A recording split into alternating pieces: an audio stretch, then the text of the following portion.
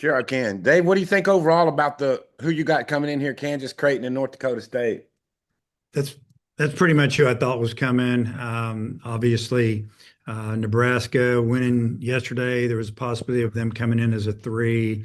I did feel like KU would come in being 3 hours up the road as a two. They've had a great season, and I knew it was either going. I felt like it was either going to be North Dakota State or Little Rock coming in on the in the as the four. So pretty much what I thought.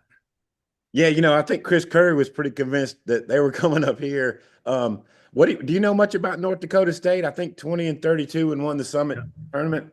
Yeah, they've been sneaky good over the last few years, to be honest with you. They've taken some trips early out west and beat some good people. And you're kind of going, wow, because they're playing inside. They're practicing inside and doing a lot most of the year. They have an older team. I was informed that they have, and I noticed they had them. I didn't know they had that many. They have like 10 seniors on their team. A lot of times that's what it takes when you're a mid-major to be really successful at all levels is to have those older kids. They won the tournament up there, beat Oral Roberts, and obviously Oral Roberts has had a pretty good run over the years of going to regionals. So I'm sure they're going to be a solid team. My last question, it's just Monday. So I guess there's going to be a lot of conversations about who will start on the weekend and what slot, where you slot them at. Yeah, yeah, we pretty much know who we're going to pitch, but we're not going to announce it yet. And Matt, go ahead. Matt Byrne, go ahead. Yeah, yeah. Hey, Dave. Saw you guys run that first afternoon game. I mean, what do you think of that? And do you prefer to have that earlier slot? Yeah, I like the earlier slot. Don't have to wait around all day. They could get into a bind if, say, the first game gets in and, you're playing the night game and all of a sudden weather rolls in and you don't get to play, makes it rough. Yeah, just I like playing the first game. And then I guess what does the practice and rest schedule look like for the next few days? Well, they've already rested up a little bit. They rested up Saturday. We had a light workout yesterday. Today is pretty much on their own. That's why we worked out yesterday, so we could, take today a little bit lightly as far as teamwork, and that way as we could look over our opponents and try to get familiar with them as best we can and free them up a little bit. I mean, we've been together as a team watching the show and talked a little bit before, and then we'll work out tomorrow around midday. And obviously, it looks like we'll be inside. Wednesday looks better, probably around the same time. And then Thursday, I think we're the first practice time, 10 o'clock or so. Weather's not looking great on Thursday, so it could be an indoor situation again. And then, the weekend looks really good weather-wise. Hopefully that'll hold. And then I guess last one for me. I mean, what was kind of the demeanor of the team from what you saw after they got announced being around? Oh, I would say just kind of what they kind of show all the time. Calmly excited and ready to play somebody and get this thing going. Dudley, go ahead. Let's just talk a little bit about how good the SEC was this year and how it kind of prepares you to go into this. Yeah, the SEC was really strong, really almost from top to bottom for the most part. It was just a league with pitching after good pitching, and it's like that you really never got a weekend off from facing some pretty good arms, bullpen arms, secondary stuff.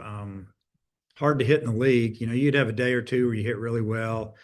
And you look at the SEC tournament down the stretch, there wasn't a lot of runs scored, and wind really wasn't blowing in, it wasn't blowing out. Park's a little bigger, but the pitching was pretty dominant, is what I saw. There's always the superstar athletes, but there's a lot of solid teams with just really good players. And now that you have the opportunity to jump around, bounce around, you got kids coming from other leagues that were really good in their league. Now they're in the SEC, ACC. It just made the team stronger. It probably made them older. Yeah, it was quite the year as far as talent level. I don't know how it could get much better. Appreciate it. Yeah. Jackson, go ahead.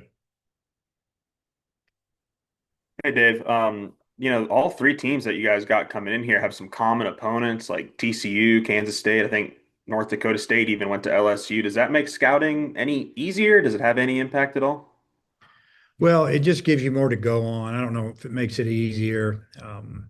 I think, just like North Dakota going down to Baton Rouge, it shows you that they're not scared. He knew he had older players and he thought it would help them, whether they win or lose, get better and play in a tougher environment. I'm sure they're using that now, saying, hey, we played in Baton Rouge. Fayetteville's not going to be an issue, but if they'd never seen that, it can be an issue for a while anyway.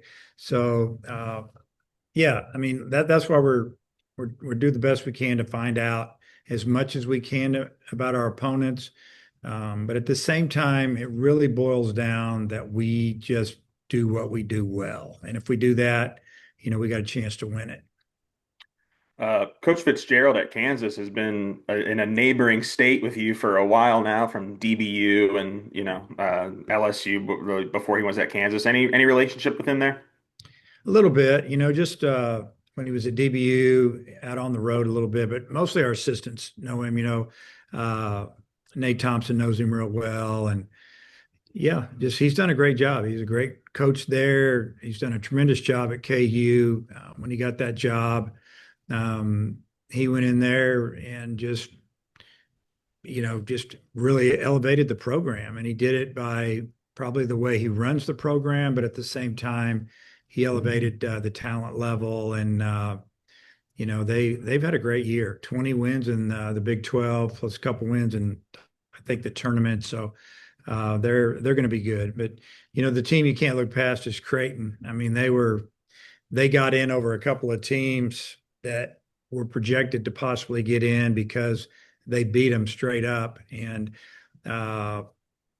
they've always played great defense. They've always pitched well, and they don't beat themselves. And it's their head coach's last year. He's retiring this year, and it'll be. I'm sure they're going to play extremely hard. Thanks, Dave. Hutch, go ahead. Yeah, Dave, Kansas has a couple of your former players on that team. I'm just wondering, in this day and age, you know, is that almost like commonplace now? And what do you remember about, Michael Brooks as a guy that starts for them? What do you see from him?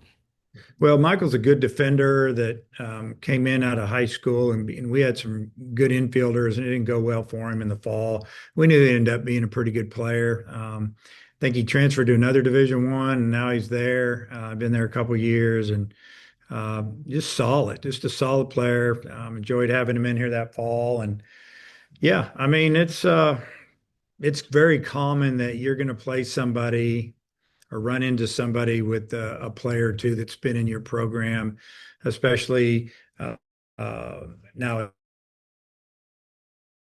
It just if things don't go well or you just don't see yourself playing right away, they can move.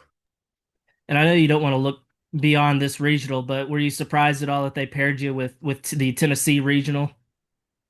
No, not at all. Just there's a lot of SEC teams in there, and we figured we'd probably be matched up with one of them. Christina, go ahead. Yeah, coach, just one from me. Noticed Carson Wiggins, it looked like his arm was in a big brace. Did he have surgery? Yeah, he went. We had another MRI done on his arm, and sent him to Dallas for that one. And then they moved it around, did a lot of things, and they felt like there was enough in there that they needed to fix it. And so he had it done. His elbow, I think it was Monday. We were preparing to leave town, but back in town and feeling good, and hopefully we can get him back next season. Come back around, Hutch. Yeah, Dave, with Root, he's had some really, really good starts and then maybe some that aren't as good. I'm curious, what's the difference between when he's really good and when he's not? And is it something you can notice in him early on? Yeah, I mean when he's had a couple of starts that didn't go his way, it was about being able to land his curveball, and he was in maybe getting behind hitters. But that's the way it is for most pitchers. The other day he pitched pretty good. We didn't play very good. I mean, we didn't turn 2 double plays in 1 inning. The home run, 3-run homer never should have happened. We should have been hitting. And maybe, I think we had a runner on first, double play ball. They had a runner on first, double play ball. We don't turn it. It should have been 2 outs, nobody on. I mean, I didn't think he pitched bad, but his pitch count got up there, and we thought, hey, let's just get him ready for the next one and go with the other guys, see if we can swing our way back into this. And we didn't. But yeah, it's usually pitching ahead in the count, landing some off speed. And with y'all only playing 1 game down in Hoover, and Gage Wood obviously didn't get the chance to pitch, what did this weekend look like for him? Did he throw a bullpen session on Saturday, or kind of what did this weekend look like for him? Yeah, he got he got a bullpen in, and then he'll get a little work in this week, and we'll get him ready for the weekend. He'll be good to go. Anybody else? Matt, Dudley, Jackson, if you got anything, just chime in. Oh, all right, Coach. Thanks for your time. Okay, see you guys.